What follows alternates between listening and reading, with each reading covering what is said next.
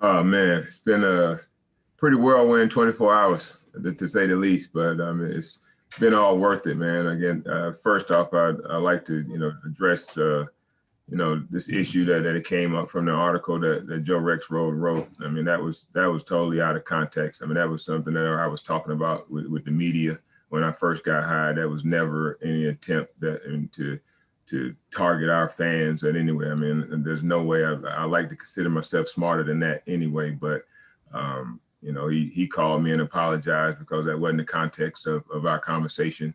But this was just a huge win for us, man. With all the noise that was going around, our guys just came in and locked in and kept their foot to the metal of what we're trying to build and what we're trying to do.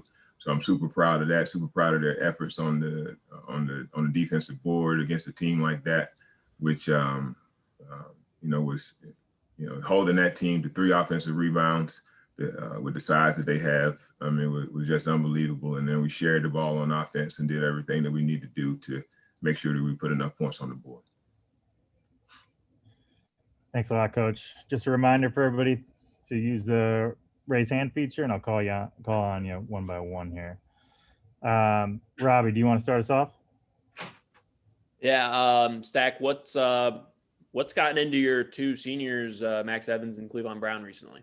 They must be seeing the end, I'm saying that, but I thought they were great, man. Cleavon was just, he was dominant. I mean, just rolling hard, defensive boards, protecting the rim even when he didn't block the shot, he was there, showing a presence, showing the body, really fighting the post, rolling hard. His rolls, just because he may not have scored on some of those roles, but he was the cause of them because they had to tag and had to be concerned about his role, that we were able to get some great opportunities on the perimeter. And then once they started to pay more attention to those guys on the perimeter, he was able to roll and finish a couple dunks at the rim. So I thought, Q came in and gave us a few minutes and good minutes in that spot too. But I thought, Cleavon was really good all game.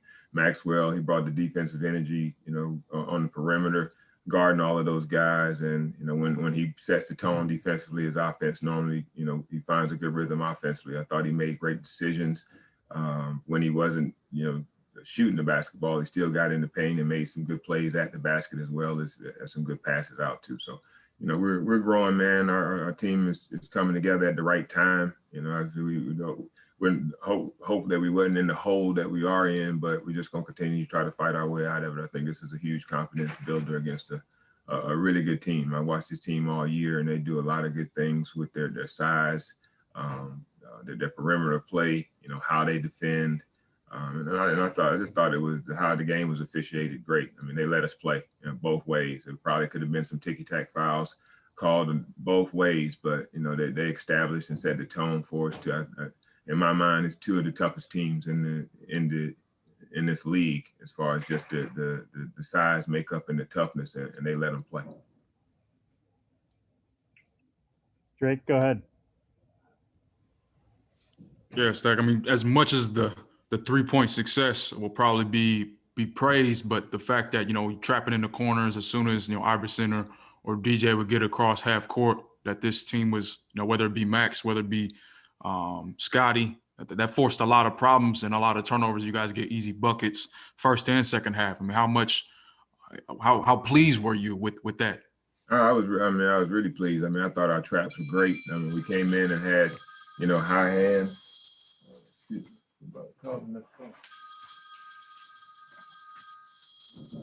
Who that is? But no, we had really high hands in the trap. Hold on, guys. I'm sorry.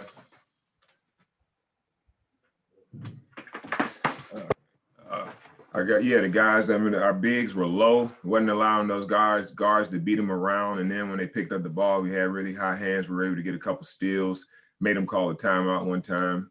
So it was just, that's the initial part of it. We know that those guys want to get in the paint. They didn't really want to get off of it. And we wanted to make them play with their bigs and force them to make plays. And I thought our energy was great for 40 minutes. I mean, I'm excited to get back home and watch this film and get ready for our film session on Monday, because this is the one where I think we're going to see probably that, you're not going to have it for 40 minutes, but I thought we had 35, 36 minutes of good high energy and focus.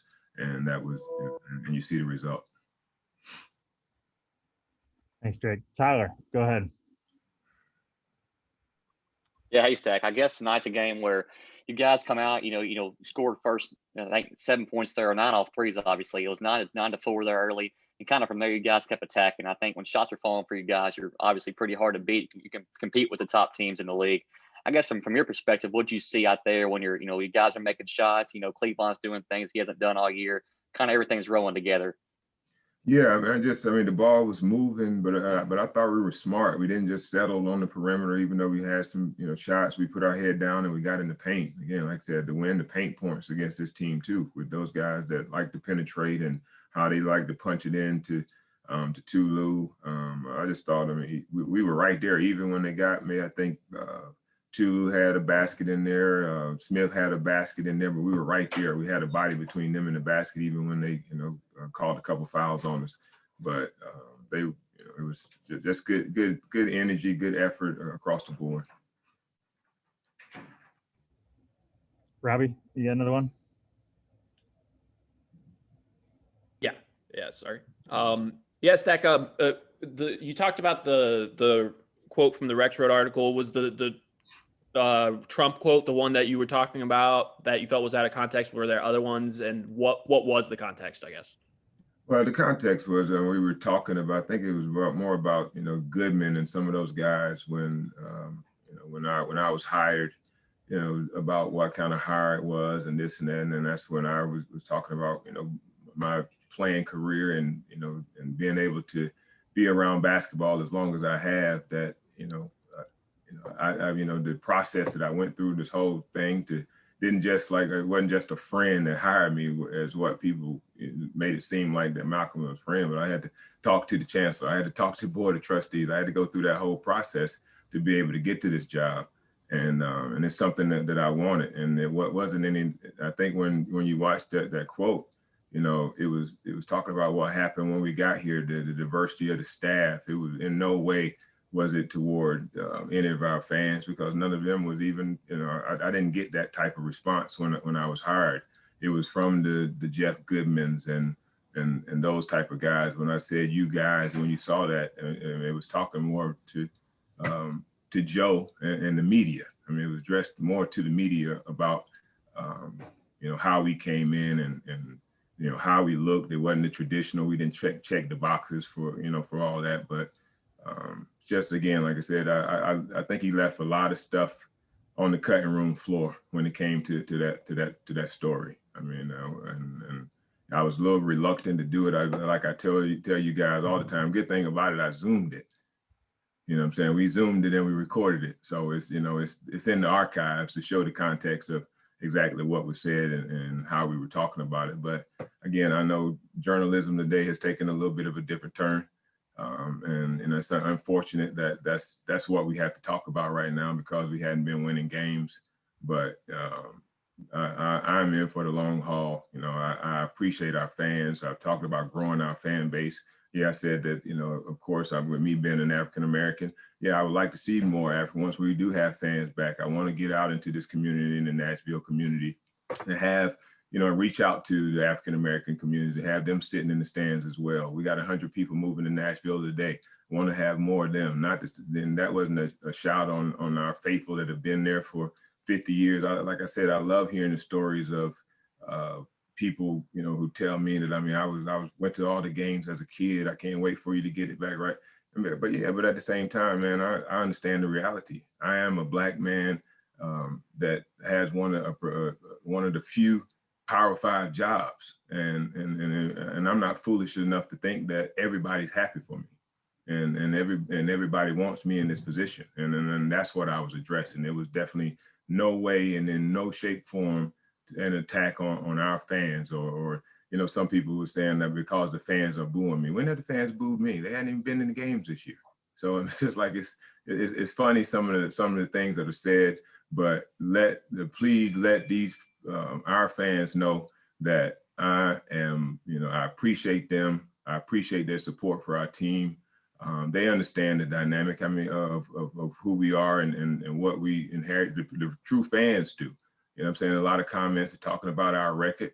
No, but I mean, there was never any, I don't really feel any heat because of our record, because I think people who really watch us and understand us know that everybody on our roster has gotten better. We're improving. As we did last year, we had a totally different makeup than we have this year. We're still improving, and that's evident in what you saw tonight. And we're just going to continue to try to build from that. Thanks, Coach. Appreciate that. Appreciate your time, and safe travels back. Appreciate you guys. All right, thanks. Thanks.